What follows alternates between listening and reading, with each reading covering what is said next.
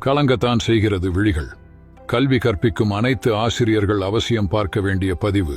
ஒரு வார இறுதி விடுமுறைக்கு பின் திங்கட்கிழமை காலை வகுப்பினுள் நுழைகிறார் ஆசிரியை சுமதி.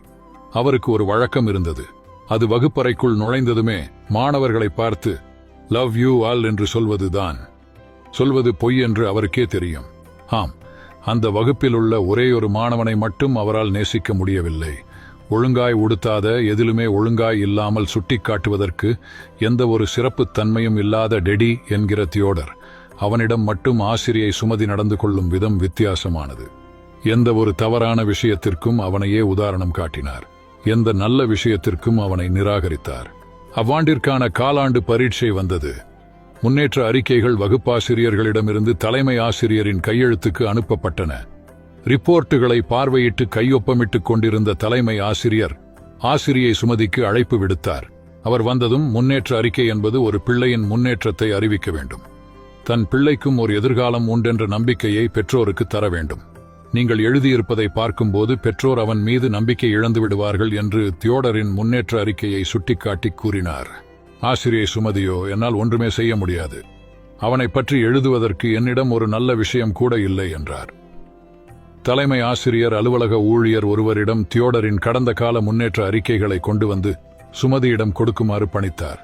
அறிக்கைகள் கொண்டு வரப்பட்டன. ஒவ்வொரு ஆண்டாய் விரித்து படிக்கிறார் சுமதி. 3ஆம் வகுப்பு அறிக்கையில் வகுப்பின் மிக திறமையான மாணவன் தியோடர் என இருந்ததைக் கண்டு தான் வாசித்ததை நம்ப முடியாமல் அதிர்ச்சி அடைந்தார் சுமதி. 4ஆம் வகுப்பு அறிக்கை சொன்னது, தியோடரின் தாய் புற்று நோய் முற்றிய நிலையில் உள்ளார். அதனால் தியோடர் மீது முன்னர் போல அவரால் கவனம் செலுத்த முடியவில்லை. அதன் விளைவு அவனிடம் தெரிய ஆரம்பித்திருக்கிறது. 5ஆம் ஆண்டின் அறிக்கை இவ்வாறு சொன்னது, தியோடரின் தாயார் இறந்துவிட்டார். அவன் மேல் அக்கறை காட்டும் உறவு தேவைப்படுகிறது. இல்லையேல் நாம் அந்த குழந்தையை இழந்து விடுவோம். கண்களில் கண்ணீருடன் சுமதி தலைமை ஆசிரியரை பார்த்து, என்ன செய்ய வேண்டும் என்று எனக்கு தெரியும் என்று ஒரு உறுதியோடு கூறினார்.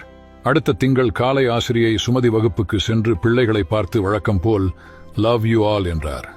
இம்முறையும் தாம் பொய் சொல்கிறோம் என்று அவருக்கு தெரியும். ஏனென்றால் தற்போது மற்ற குழந்தைகளை விட டேடி எனும் தியோடர் மீது அவரது அன்பு அளவு கடந்திருந்தது. தியோடருடன் தன் அணுகுமுறையை மாற்றிக்கொள்வதென்று அவர் தீர்மானித்திருந்தார். அதன் பின்னர் ஒவ்வொரு நல்ல விஷயத்திற்கும் தியோடரின் பெயர் உச்சரிக்கப்பட்டது. ஒவ்வொரு தவறான உதாரணங்களின் போதும் அவன் பெயர் கவனமாய் தவிர்க்கப்பட்டது. அவ்வாண்டின் பள்ளி இறுதி நாள் வந்தது.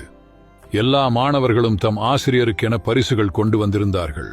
அவற்றிற்குள் ஒரு பெட்டி மட்டும் ஒரு பழைய செய்தித்தாளால் சுற்றப்பட்டிருந்தது.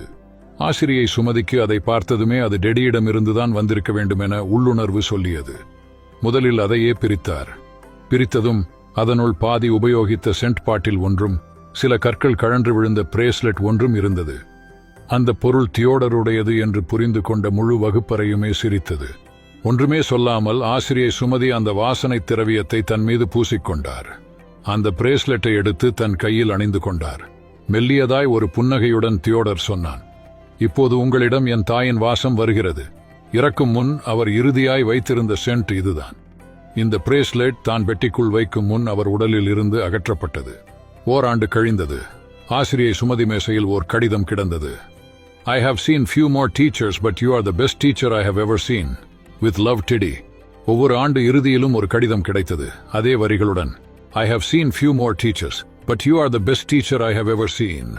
With love, Teddy. ஆண்டுகள் பல வேகமாய் உருண்டன. அவர்களுக்கிடையேயான தொடர்பு எப்படியோ அருந்து போனது. ஆசிரியை சுமதி ஓய்வு பெற்றிருந்தார். பல ஆண்டுகளின் பின்னர் அவருக்கு ஒரு கடிதம் வந்து சேர்ந்தது. கடிதம் doctor தியோடரிடமிருந்து. Mrs. Sumathi, I have seen many more people in my life. You are the best teacher I have ever seen. Now I am going to get married. I cannot dream of my marriage without your presence. I'm your doctor. Theodore. அத்துடன் போய் வர விமான டிக்கெட்டுகளும் இணைக்கப்பட்டிருந்தன. ஆசிரியை சுமதிக்கு இருப்பு கொள்ளவில்லை. அவரிடம் அந்த send பாட்டில் தற்போது இல்லை. பிரேஸ்லெட் பாதுகாப்பாய் இருந்தது.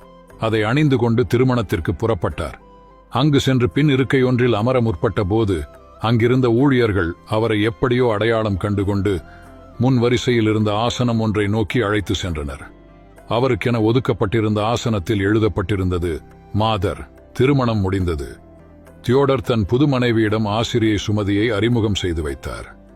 இவர் மட்டும் இல்லை என்றால் நான் இன்று இந்த இடத்தில் நின்றிருக்கவே முடியாது.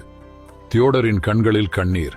ஆசிரியை சுமதி பெண்ணை பார்த்து சொன்னார், டேடி, இல்லை என்றால் ஒரு ஆசிரியர் தன் மாணவர்களுக்கு முதலில் ஒரு தாயாய் இருக்க வேண்டும் என்பதை நான் அறிந்திருக்கவே முடியாது. இக்கதையை படித்த மரியாதைக்குரிய ஆசிரியர்களே, உங்கள் வகுப்பிலும் ஒரு டேடி இருக்கிறான். உங்கள் உதவிக்காக காத்துக் கொண்டிருக்கிறான். உங்களாலும் அந்த ஆசிரியை சுமதியாக இருக்க முடியும். இனி அடுத்த நாள் காலை வகுப்பறைக்குள் நுழையும் போது ஒரு ஆசிரியராய் இல்லாமல் தாயாய் தந்தையாய் நுழைந்து பாருங்கள். உங்களால் ஒரு பிள்ளையின் வாழ்க்கையில் நல்லதோர் திருப்பு முனையாய் இருக்க முடியும். எல்லா ஆசிரியர்களுக்கு சமர்ப்பணம்.